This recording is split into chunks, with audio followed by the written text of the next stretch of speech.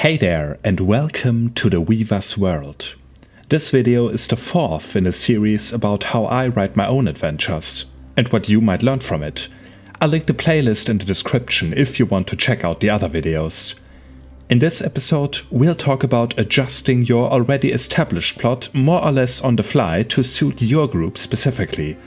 This also goes nicely with the second topic of this video, making memorable final encounters.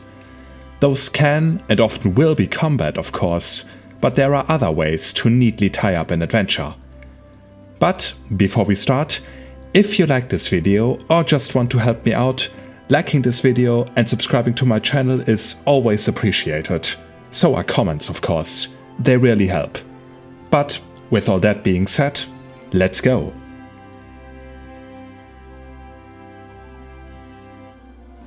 In the first episode of this series, I already talked about how to make a plot in general. A good plot needs two things basically: an idea to start out with and expand upon, and hooks to lure the players in. These hooks can be individualized for the group, of course, and we already did in that episode, but what about individual players? Or, even better, make your whole adventure related to their story, not only by the hook, but everything about it. Please note that I can only give general hints here. I will give an example of how I would do it for one character at the end of this section, but every player, as well as the character, is unique. But, like any art form, with practice and an open mind, you can find your own style. So let's look at my personal thought process and what you might be able to learn from it. And if you speak German, ich lade viele meiner Sessions hier auf diesem Kanal hoch. Vor allem Vampire Legatio kann ich da sehr empfehlen. Achtet auf die Plots von Kaspar und Merle. I've played with many different types of players. Some give their characters little backstory, if none at all, while others can write literal novels about their characters if given enough time. These are extreme cases, but they occur and both have their own set of troubles. When someone gives you little to no backstory on their character, it'll be hard to make individual plot for them. Sometimes it's best to just leave it at that. These types of players are often newcomers with little to no role-playing experience, while others just want to play the game and don't care much for story. Finding out what type of player they are is thankfully easy. Just ask them. If they want more individual plot, you can either encourage them to tell you a little bit more about their character or suggest some ideas yourself. This is a good opportunity to maybe work in that one idea you always wanted to play. If they don't want to tell you more and are content with just hitting stuff or being the party's face, don't force it. It's one less thing on your plate after all, so focus your energy on the players who actually want plot, and give the other players their time to shine elsewhere. A subtype of that are characters with memory loss. They are a trope for a reason and, given your players' consent, a blank slate for you to write their story for them. Keep the players guessing with their character who they were and what their former life was like. Done right, this enhances the whole party's story should they come to care for their amnesiac friend. The other end of the spectrum is hard to deal with because, truth be told, they already wrote the plot themselves and you run in danger of making a mistake.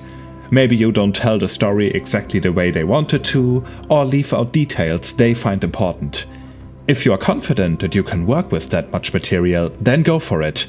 Otherwise, maybe ask the player to write down the most important details for you, so you don't forget them and you know what they find important. If they do that well, you already have a pre-written individual plot made for you, and all that's left for you is to incorporate it into the story. So, yay! So, the two extremes, while daunting at first, are quite easy to deal with, really. Let the silent player have their fun or work something out with them, and rejoice in the fact that the aspiring novelist has already done 90% of the work for you. Great! So now all that's left are the others, who are somewhat in between these two ends of the spectrum. There is a narrative trope, often called the hero's journey. Joseph Campbell, who was a professor for comparative mythology at Sarah Lawrence College in New York, proposed the idea of the hero with 1,000 faces in his book, aptly titled The Hero with 1,000 Faces. I encourage you to read it, because I can only give a brief description here, but basically it sums up the journeys of most mythological heroes in a narrative template that starts with the call to adventure and ends with the hero returning back from their adventure stronger and wiser than before. This general framework can help you look at your players' stories as a sort of journey. Where do they start out? At which point in this journey are they? And what is the next step in this journey? Also keep in mind that troubles and setbacks are part of that journey as well, and while you might have an idea about how this character story should play out, your players might have a different idea or not pick up on what you think is an obvious hint. We'll get to that later. Just keep in mind, in a tabletop RPG, a story is always told twice. Once by you and once by your players. The hero's journey is just an example I personally use, and it does have its weaknesses. I won't go over them in detail in this video, but there is a lot of valid criticism out there. So while I personally recommend it, I try to keep an open mind about other storytelling devices as well, and break the mold of the journey when I or my players see fit. If you have any narrative structures you'd like to see me discuss, be sure to tell me in the comments. If you tell me about one I didn't even know about before, well, that'd be super cool.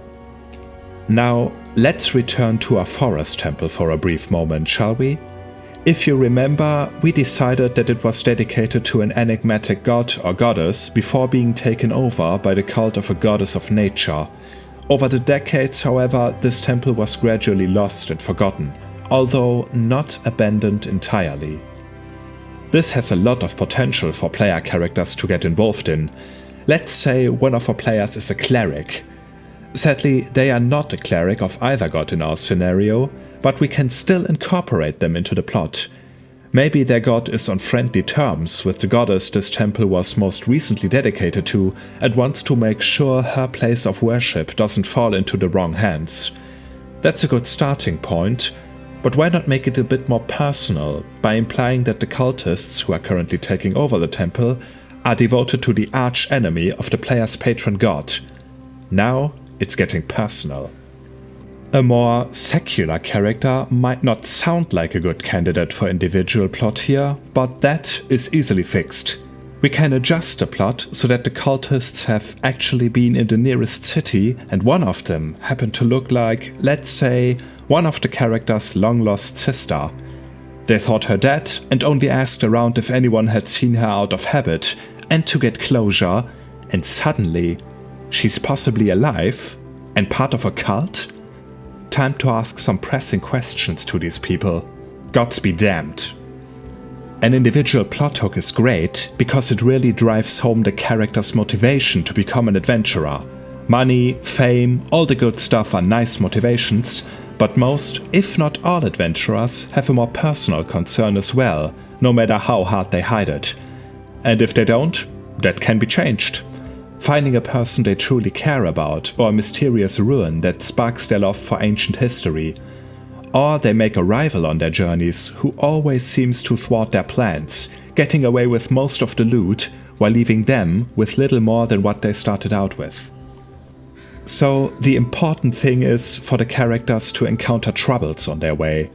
Their goal can be relevant too, of course, but mostly the obstacles are far more important. What they want to reach is not important because if they ever do reach it, their adventuring days are over unless a more pressing concern arises.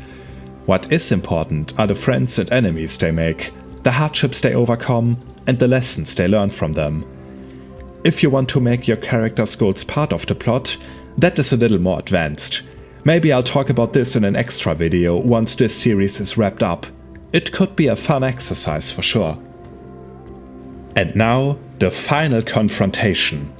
Everything has led up to this moment.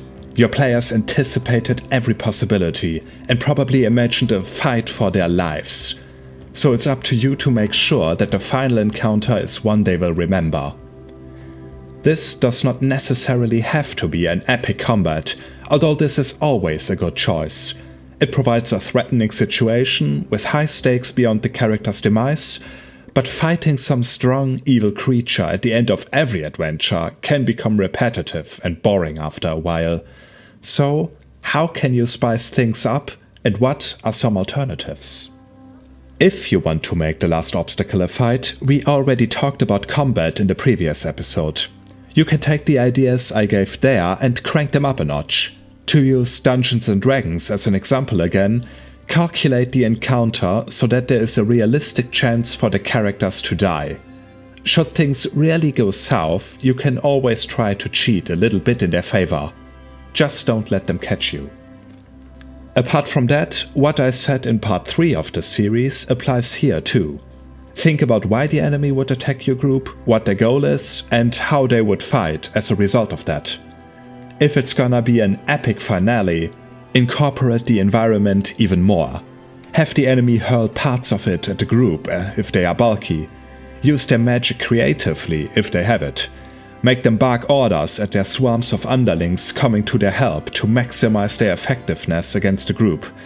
A final encounter should be both strong and cunning, or one of the two in such an extreme they don't need the other one.